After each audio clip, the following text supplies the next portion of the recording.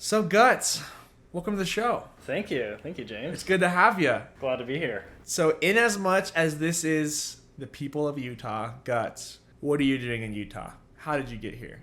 I was born in Utah. Oh, well, that makes it easy. Okay. It's a little bit easier that way. My parents met at BYU, so I've lived here my whole life. Provo till I was 8, and then Spanish Fork since then.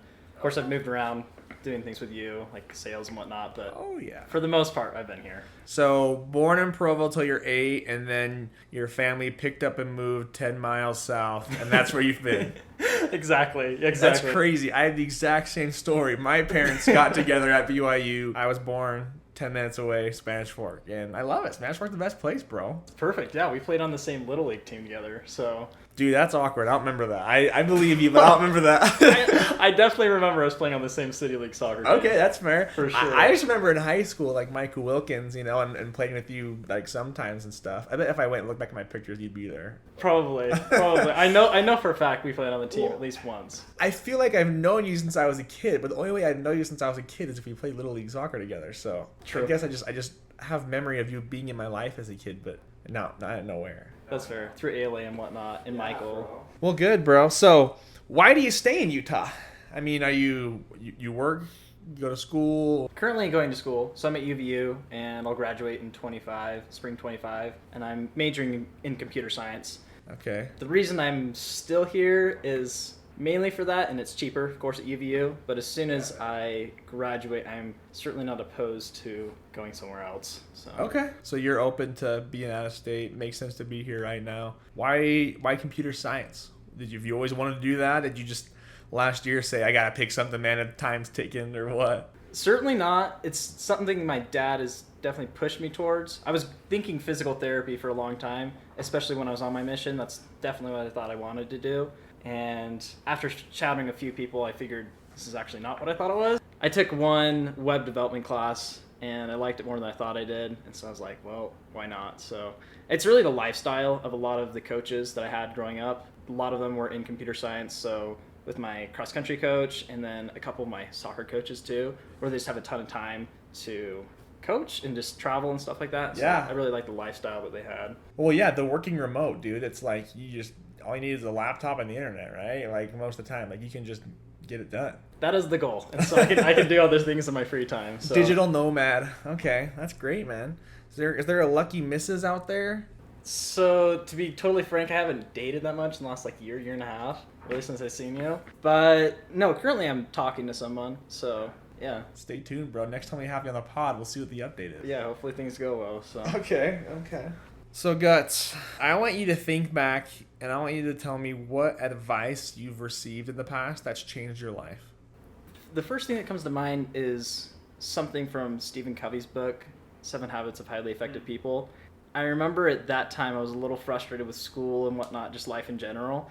And reading this book, there's other podcasts and stuff that Stephen Covey's on, but he essentially talks about the difference between leadership and management. And a manager, he gives the analogy of working in the forest and cutting down trees. And so the manager would be on the ground cutting down trees, and he's just in charge of, hey, we're going to be as efficient as possible, chopping down these trees in this forest, and we're just going to get the job done. And the leader is the one that goes to the top of the tree, the highest tree, and he looks out, and he's like, hey guys, we aren't even in the right forest.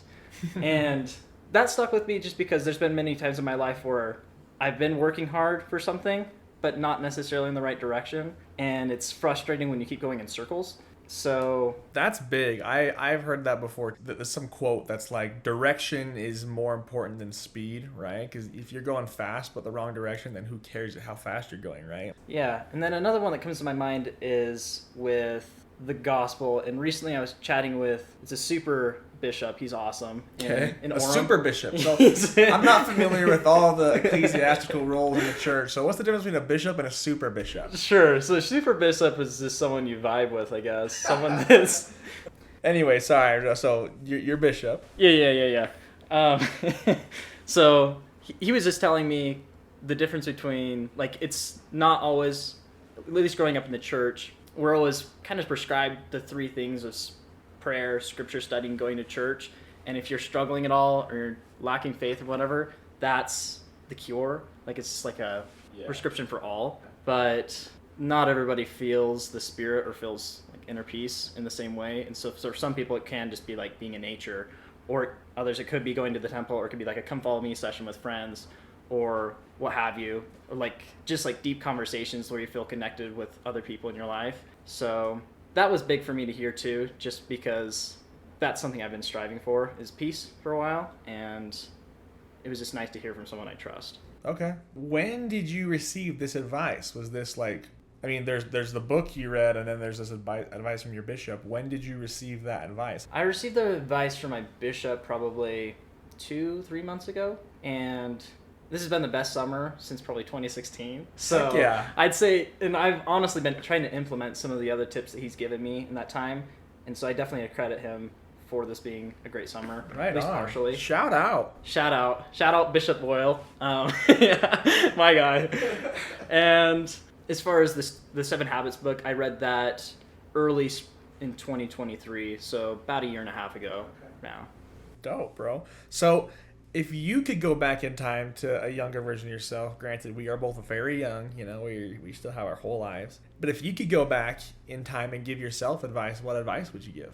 I honestly kind of cruised on life up and through high school. Not saying that I didn't push myself. I definitely was involved in a lot of different groups and had a great time all the way through high school and experienced success on a small scale, at least within my community. So I felt like that chapter of my life, like, check it off the box, like, did everything right, happy with that, you know? Okay. Not too many real trials during that time. Not Okay. to say there was nothing, but certainly easier than the mission. Obviously super hard, but how do you really prepare for something like that? And then coming back, the one thing I would tell myself is it's going to take a lot longer to get where you want to be than you originally are planning for. So just to be patient with myself, because if I knew all of the crap that I was going to go through in the next, it's been 4.5 years since I've been back, then hopefully I would have been a little more patient with myself. That might have been discouraging at the time to know what was going to come.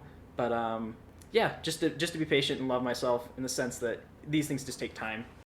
Yeah, that's great advice. And you know what? Like, I was just talking to my friend about this the other day, and it's also hard to be patient, you know, with timeline and getting where you want to be when you compare yourself to others. You might think like, oh, dude, like I have so many friends that are married, and I'm like, I'm not there. Or, oh my gosh, my friends have their degrees, I'm not there. Dude, my friend's making this much money, and I'm not making that much. I'm not there. And so I feel like if you compare yourself to other people's timelines, that also can kind of stress you out. And I've been a victim of that for sure with comparison to where other people are at in their lives.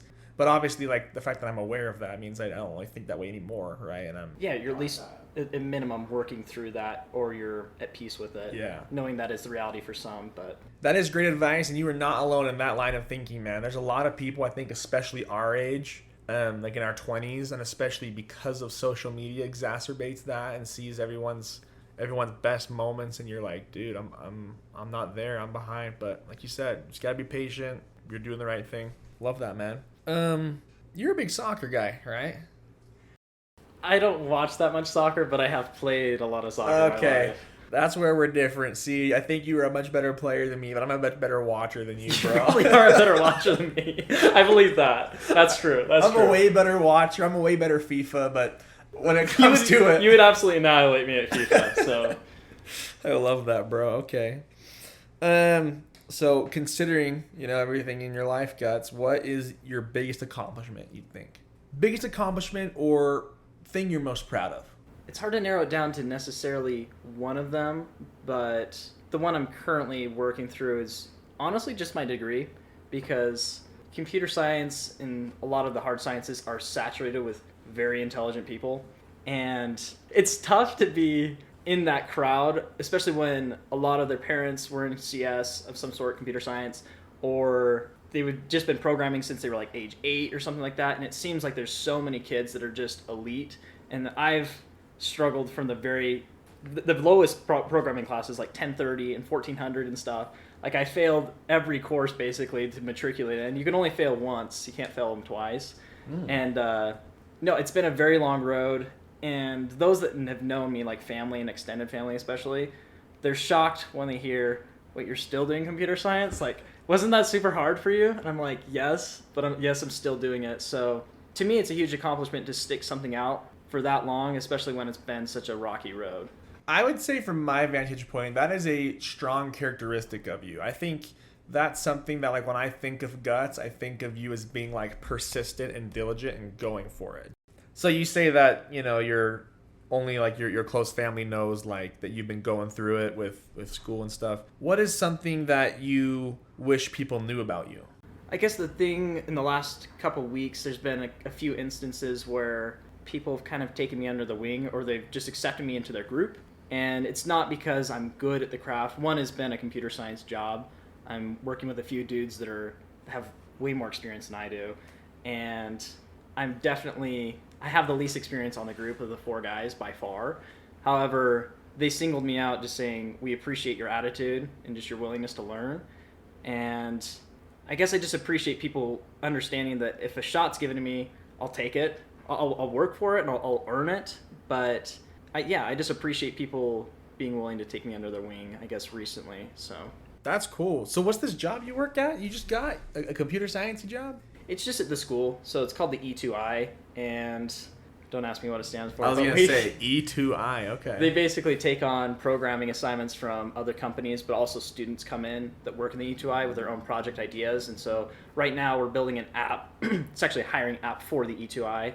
And so when people log on to UVU, instead of going through the typical UVU portal, we have our own series of questions and stuff, and then we store that in a database, and based on the people that we hire and whatever, then we're coming up with a team algorithm. So according to project needs and other people's skill levels and interests, we basically build teams. We assign them to different teams. Of course, you can customize it from there. But okay, so with an algorithm based on their questions, you're assigning them to different teams and stuff. Yeah, and that's basically what our app does. So that's like a BuzzFeed questionnaire. It's like, what member of the Office cast are you? And you answer the question and it says, oh, you're Jim, you're Pam. Basically, yeah. Same thing. Basically, you're going to Team A, you're going to Team B. We're trying to make the new BuzzFeed. You've got it. That's exactly what it is. It's like a BuzzFeed quiz in disguise, bro. You just put lipstick on a pig, bro.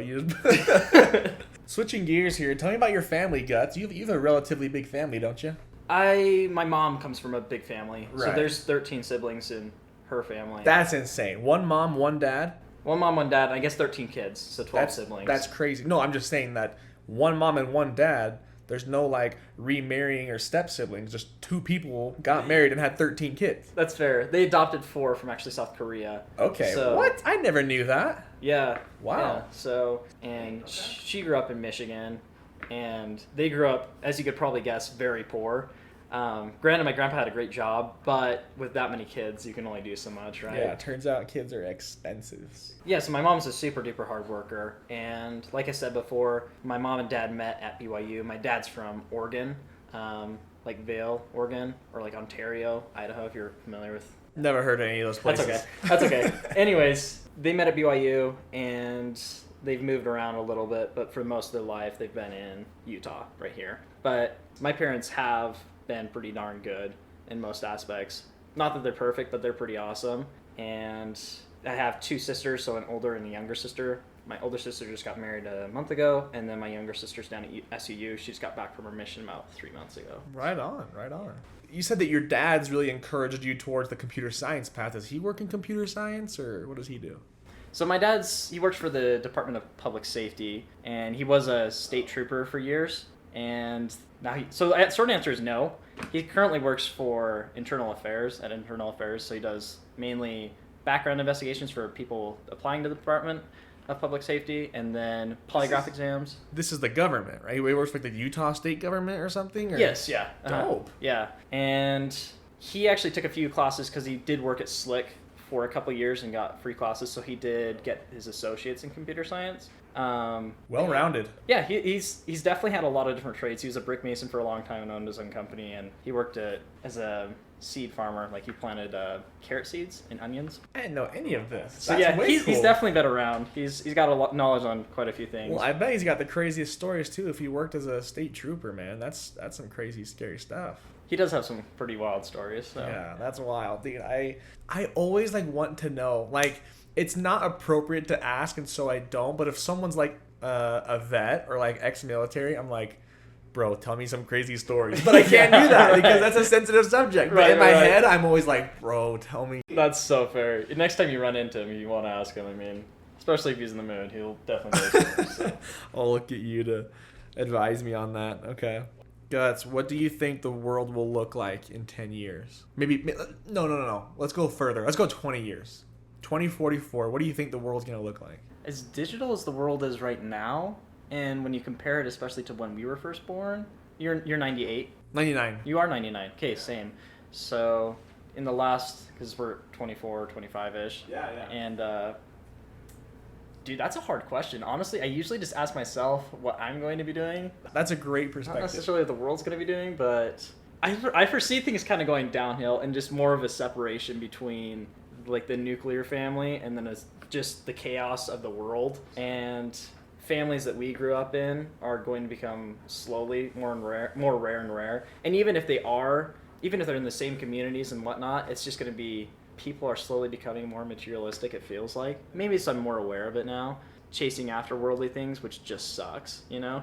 I don't know. I don't have a great outlook for the future. I plan to kind of just do my own thing and escape a lot of that. So, I don't know. And then at the same time, it's like people anticipate things getting way worse than it is, or they think it's way worse than it is. Yes. When in reality, like, things like this has happened in the past. But no, That's right true. now it feels wild, especially at the rate things are progressing. So yeah, well, I feel like every generation thinks crazy things about the future. Like, I'm sure, like, our grandparents thought, oh yeah, flying cars for sure, the way technology is going. Like, oh yeah, like, I'm sure what they thought the day would look like would be way more, like, advanced than what it is, right? Mm-hmm. But I kind of think that way too, with the way AI is going and stuff. And, like, I hear Elon Musk talking about stuff, and I hear Sam Altman talking about where AI is going, and I'm like, dude, like, that's some pretty crazy stuff. But yeah, I think like you said, the disintegration of the family and just the values of our society, generally speaking. Ethan said the same thing the other day. He's like, bro, it's going down. I can't. I'm so cynical these days. So. The one thing I do have to say about AI, though, just because I'm taking this web programming class right now, and it's just called web programming 2, but the professor calls it advanced web programming because he just goes way off the book. But all we have is just 5 projects throughout the semester, and we just work on different teams to build whatever the project may be. It's obviously some web application. Most of it is stuff that none of us have ever messed with, like technologies or frameworks or even like just libraries that we're using. Nobody's ever worked with, and then connecting to this server called MQTT, and it's confusing to say the least. And really all that's going on is each assignment we've got maybe a page of instructions of, hey, this is what the assignment's supposed to do. This is what our web page is supposed to do at the end. You've got 2 weeks to complete it. Use ChatGPT, use whatever you want, just make it work. I'm happy to help you, but like there's no resources given to you. It's just kind of find it. And it's in doing all this prompting, I guess, via AI, and you quickly realize that, okay, you actually do have to have a knowledge of what's going on behind the scenes, because it's just it's the, I guess, terminology that my teacher uses in prompting, that he gets way better scripts for the assignments or just way better answers, and it's just so much more to the point because he's done it before, you know? Right. Versus I'll be beating around the bush for a long time, and then as soon as something goes wrong, especially once you've like copied so much code, and then it's like you keep getting the same errors, like, well, what are you gonna do? Because you have no idea where that error is. Even if it tells you what it is, you're like, I don't really know how to go about that, because it might require restructuring everything in a way that you understand. Totally. So I've had my fair share of frustrations with like trying to use ChatGPT for code and stuff, and it's all about the prompts, like you said. It's if you prompt it the right way, the wrong way, or even if it does it right, you just say that's wrong. It says, "Oh, thanks for catching my mistake." That's the best. But there's no mistake. But you just say that, and it's like, "Oh, yep, I made a mistake." Oh, it's so funny when you do say that, or you copy the error message and you put it back on the terminal, and then you push enter, and then it's like, oh, how silly of me. Like, of course, let me fix that real quick. And it's just like, it's so funny the way it talks to you. But yeah. Well, do you pay for ChatGPT 4.0?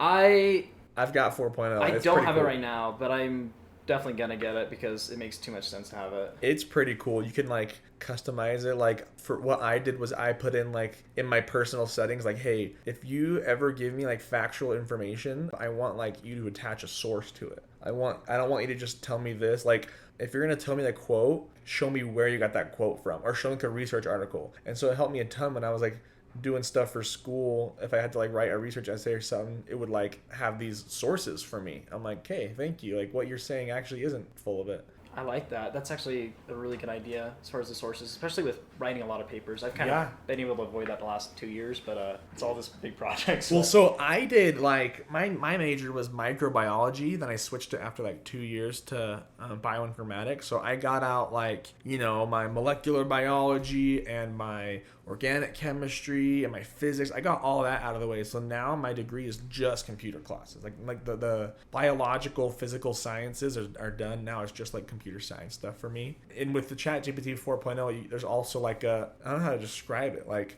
different chats, different bots that you can like choose from, and one of them's like Code Copilot, and if you choose that one, it's like way better at coding than just like the regular ChatGPT like scripts. Anyway, it's sick, dude. I recommend it. Yeah, I haven't messed with the other ones because that is in the 4.0 update as far as I'm aware. So, but I will. Where did you get your nickname Guts, by the way? Why do they call you Guts? Your real name's Josh. Did you like eat a worm as a kid? More than one worm, but yeah. Okay, yeah. Multiple worms got the nickname. Yeah, they had to pull them out of my stomach, you know. Nah, it's just a nickname from when I was a child, just because where I grew up in Provo, our neighbor, I think it was 6 houses down the street, his name was Josh Hansen, and he was my best friend, at least up until the point that we moved, right? And I was either always over at his house every day, or he was over at our house every day. And so every time our parents would say something to us, get our attention, they'd be Josh, and we both turn our heads. So my dad's like, okay, we got to come up with a nickname for him. So he tried a bunch of just dumb nicknames, and eventually he really liked Blood and Guts. And so he just stuck with it for a few months, and eventually my mom's like, okay, fine, it's Guts. Like, I'm not, Blood and Guts is too far, but Guts is fine. And then that's what everybody in the neighborhood started to know me by. And especially once we moved to Spanish Fork, somebody in the school system said, hey, I can change your name in the school system so you don't have to have subs ever ask you. Like, say you don't ever have to explain your name. Okay. And then also in like church roll and stuff like that, said Guts. And so everybody, basically through high school, very few people knew my name was Josh. That's unless crazy. they knew me beforehand, so... No great story, but it's that just is a great story. That's interesting, dude. Okay, Guts. So switching gears a little bit, you know, you mentioned there's tons of cool people that you've had in your life as big influences. Who has inspired you the most in your life, and why? The person that comes to mind first is certainly my mom. Everybody that thinks that their mom is like the greatest, right? But my mom actually genuinely is. I don't know anybody as selfless as she is, yet still continues to improve. And I mean that in the sense that she's very industrious.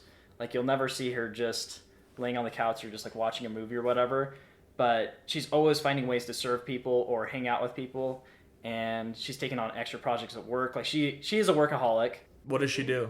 She's a nurse practitioner. So she's got her doctorate, however, in nursing about 2 years ago. And so she taught at BYU in the nursing program for like 8 years. But while working full time, she's wild. She got through her master's program when she was getting her nurse practitioning license with 2 kids at home, and while she was pregnant with another one. That's insane. So, that's crazy. And my dad has his full-time business, and so she was really doing all the caretaking at home for a couple of years. But she's phenomenal. But the thing that I love about her is, although she's got all of these aspirations and she's very knowledgeable about many things, is she always makes time for people. So like if I've got a bad day, or like somebody just has something they need to say, she's not going to cut them off and say like, I gotta go. She's very much about people first.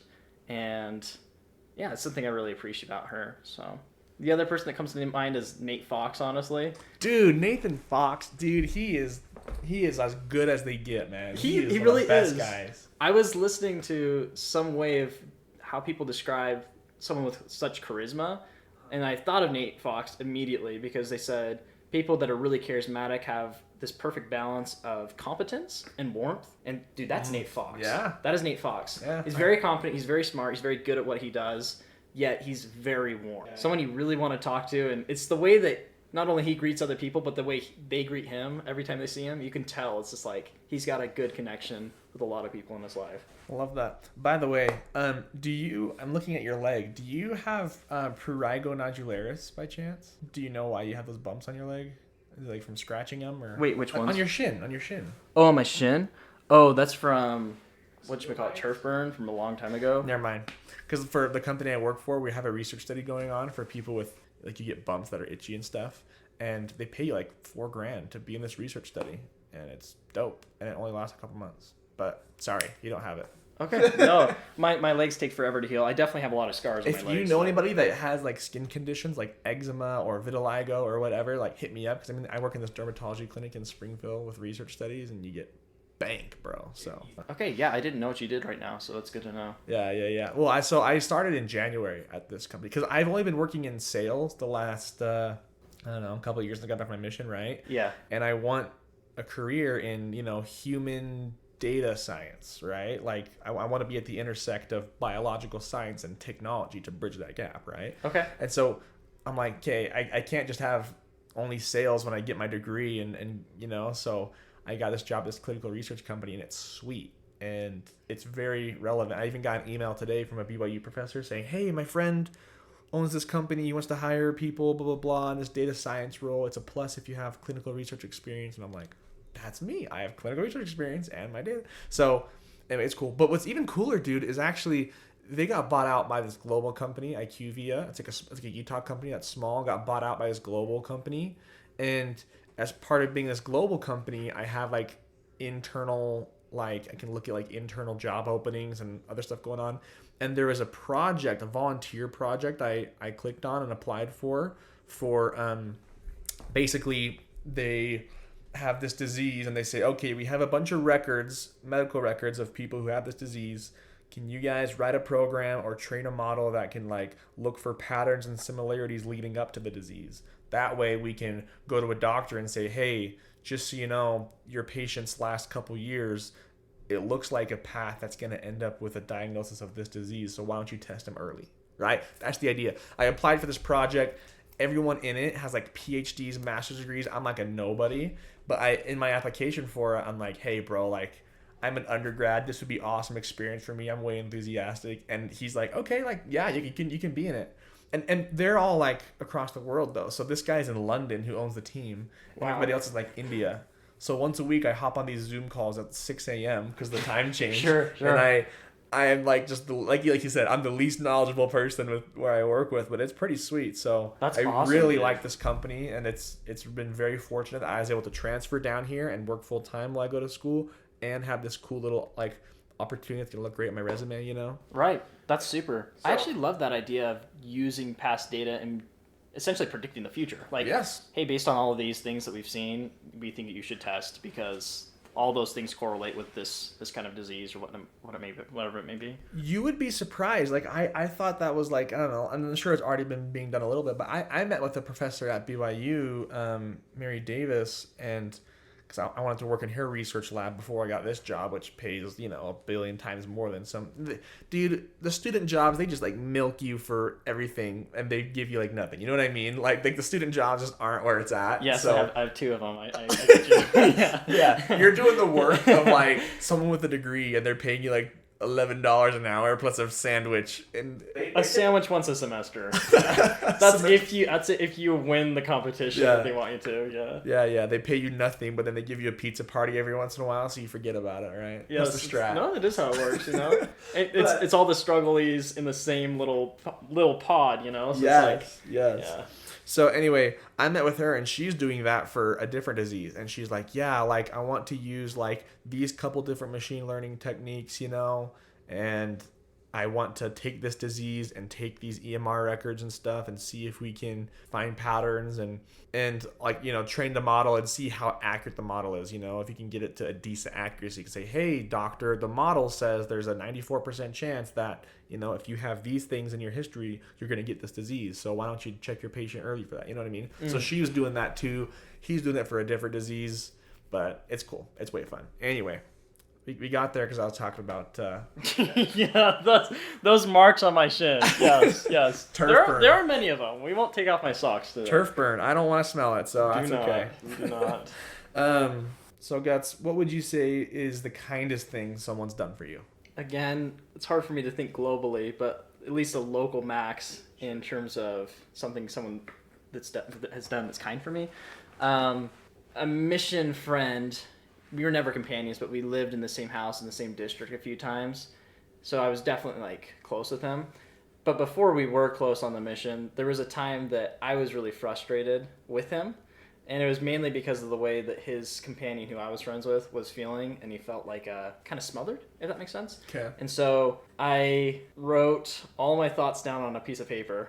I will never do this again, by the way. I wrote all my thoughts down on a piece of paper, and they're really mean, like very honest, very cutthroat, you know. But never planned to give it to him. It was just for me to like vent, you know. He found it, dude. And he found it. Oh, dude. And dude, the worst part about it was like the things that I wrote, I felt were true. They weren't just like made up stuff. It was like jabs at his character, essentially. Yeah. So like super mean things, right? And of course, I felt awful. And so as soon as I found out that he knew, then I was like, dude, I don't have anything to say, but I'm sorry. Like, I'm sorry you had to see that. The only reason I did that is because I care for this person. Never meant for that to get out. And that was me venting my frustration. Like, yeah. Because that's what happened, and it sucked, you know? But no, I was, and it definitely took a couple days. He said like he was sorry immediately, whatever. And we haven't talked formally about it since then, but we've definitely hung out and become much closer friends even after the mission. I guess I say that I'm just grateful for when I fall on my face and something really embarrassing happens to me, especially something that I caused. Somebody gives me a second chance, and it's just a learning lesson. Hey, don't ever do this again. So I'm really grateful for that. So that was something he did that was very kind for me. That's huge. And, you know, what's great about that, too, is that everybody has those times where they fall on your face, like you said, and the other person has every right and every justification to stick it to you and to not show mercy and to not be nice, but they do it anyway, right? And that's, you know, we're all going to, I think we will all have opportunities to be in that situation where we are totally justified in sticking it to someone. And I think we will also all have opportunities to be the one with our face in the ground and hoping that someone shows mercy, right? So I think that's great. That's a great experience. How has faith or belief in a higher power impacted your life, if at all? So I heard this commencement speech given by Jordan Peterson. Jordan B. Peterson, like the psychiatrist or something? 12 Rules for Life. Yes. He's Toronto. Canadian? Yes. Okay, yeah, I know him. And I really liked one of the points he made in it. He just talked about how as you're graduating, you've already gone through these hard things, and of course life's going to punch you in the face continually since after this, you know? And it is logical for you to get upset and to want to close off like either relationships or your faith towards God or just start blaming people, like to become cynical. It's logical. That's the natural thing to do, is to turn Yes. away from a higher power, yeah. And if you think about having faith that things will get better, or faith that someone like God cares about you in moments like that, especially after life has taught you repeatedly like no one does, and it's not going to get better, at least anytime soon, right? You're just going to have to go through the thick of it. It feels illogical to have faith in anything else. However, it is having faith at times like those. It takes courage. It's not stupid. It just takes courage. And so, yes, it is the right answer. Of course you should have faith in times like those. Like, you should be courageous, because how else is it going to get better, right? But yes, it's totally valid in thinking that God doesn't care, or I shouldn't believe in a higher purpose or whatever, because that's what life's teaching you. You know, Yes. Experience has taught you that. Anybody can be so faithful and nice when life is easy. Like, of course, anybody can be so believing and faithful and whatever when life is easy. It's when life is not easy. It's in the moments where it's hard to do something when it actually matters, right? I love that. Definitely agree with that. So, along those lines, what are some foundational principles that have guided your life? I guess one thing is definitely honesty. I definitely value honesty when people... I like people that are blunt and they'll speak their mind, even if it's a little bit rude sometimes, because at least you know where they're at. Yeah. And I guess that's generally how I am too. I can be brash at times, but my dad always taught me too when I was little, bullying isn't always all the mean things you do. It's all the nice things you don't do. And oftentimes especially today, it's people feel bullied or left out because those that are doing well aren't including everybody else that isn't doing well. Like, just being an outcast, how much that stinks. Growing up, I was always small. Like, entering the 10th grade, I guess for reference, I wasn't 100 pounds yet. And so That's I was real tiny. Okay? When people were talking about like, oh, so-and-so small, so-and-so short, dude, I was absolutely tiny. Like, that's why your nickname was Guts, is because we could see your guts through your rib cage. You were so skinny. Probably, dude. I was so small. But no, and it was just being frustrated with everybody growing, hitting puberty faster, getting faster, getting stronger, because I was always fast when I was little. And people making fun of my name because it's weird once I got older too. And it was my older friends or bigger friends that would stick up for me that I always respected. And I vowed to myself, like, I will never let the little guy get picked on. I will never pick on the little guy, first off. But also, when somebody's in that situation, there's no reason to treat him lesser just because they can't defend themselves. So I guess those are a few. Honestly, going back to your other question about faith in a higher power, there's a point in my mission, I just thought of this too because randomly the stake president and whoever were making like runs around, didn't know I was going to meet with him. But anyways, I was talking with him and I was very open with him and he was open with me too. And so I said, can I ask you a question? It's like, of course. I said, on my mission, there was a period of time that was, I feel like everybody kind of goes through this where it's just the thick of it, It's like the core character building of the mission where it just stinks for a long time. And for me, I was on an outer island with a kid, and the church is it's not strong at all out there. We are the church. I mean, there's no members supporting us. If you have any issues, like, you're so far away from the main island, no one's going to help you. God, it felt like it abandoned me. And I'm with a kid, So it's like, it's all on me. And there's no one out there to help me. And I was out there for 6 months. And so it was such a long trying period in my mission, especially when I felt like I was doing everything and I was trying so hard and I was diligent, I was faithful, but nothing ever happened on that island, and it was frustrating to say the least. And nothing ever happened. What do you mean by that? On every other transfer, for reference, we always had at least one baptism. Like, it was a high baptizing mission. People were willing to listen to us. I had fun. People wanted us over. It was just like a kind of a fun environment. But that place was just. The church didn't grow a lot while you were there. That's what you mean? Yes, it was just fruitless. It was fruitless. It felt like I was out there for no reason, right? And so when people come up on the pulpit and they say, God was with me through the entire thing, and I couldn't have done it without him. And I look back at, that was one instance, but there's been many instances in my life since that if I have to say, if anybody was by my side during that moment, first off, I hate that feeling, so I want nothing to do with that entity or whatever that is that I was feeling at that time. Mm-hmm. Or second off, it was just that he was never present. He was letting me go through it by myself, and I just couldn't make sense of that, because how could you let someone you love just suffer for such an extended period of time? And the answer he had for me immediately was, all right, I know you're not a dad, but do you think a dad loves his kids? I said, of course. He's like, and I can promise you as a dad, I love my kids. I would do anything for my kids. However, there comes a time where I have to let them go and learn things on their own. And even though he wants to help them, he has to let them experience things on their own. And that definitely helped me understand at least some of the circumstances I've gone through, in the sense that he's not holding my hand, but it is because he trusts me, and it's because he wants me to learn. This is the way. And someone can still love you and allow you to go through this. So that's been helpful for me, at least, in building my own faith. That's a powerful perspective. I love that. Yeah, there's nothing to add to that. So, Guts, in closing, I want to know, like, if money was not an object to you, what would you spend your time doing? What would your life look like if you didn't have to chase money like we all do?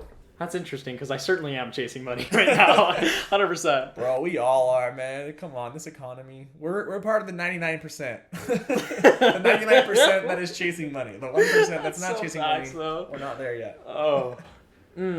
If I didn't have to pursue money any longer, I'm certainly curious about things. I honestly don't know, because it's almost a sense of pride in terms of finishing my degree at this point. Definitely. I don't even know if I would continue with it or if I would just drop it entirely and start picking up side projects, just like learning on my own, just because it doesn't matter anymore. Okay. I certainly, when people talk about getting married, having kids and stuff like that, just kind of like the typical life, especially what we're told we want to live, especially early on, like get married early, have kids early, like get a house, blah, blah, blah. That honestly isn't what I want. I'd love to have like a significant other or someone in my life, but to move to like France or Portugal or Japan, somewhere, learn the language for a year, and I like to work there, just like get to know the people. Like assimilate into a different culture and country. Yes, I'd like to assimilate into That's another sick. culture. Yes. I love that. Similar to the mission, you know, and just understand another way of living. I would definitely spend more time with family and others. I would just make more time for other people because being busy is a fantastic excuse for being disconnected. And I would also definitely start pursuing like physical fitness goals in terms of I guess just being more physically fit, and I have some lofty goals that way, but also climbing mountains and seeing nature and like going backpacking crazy places or pack rafting. I want to get into that, so I definitely spend a lot of time outdoors exploring things. But sounds like a fun life, man. That is not my life though. Yeah. Well, Guts, it was good having you. As always, good to see you. Appreciate you coming on the show. Dude, thanks for having me. I'm glad you're down here in Provo now. Yes, good. Man. Yes, we'll kick it. Thank you for being a person of Utah, and it was good to have you on the show. Shout out to EPAC, the guest before me. 2 episodes deep. Let's go. 2 episodes deep. All right. Thanks, Guts.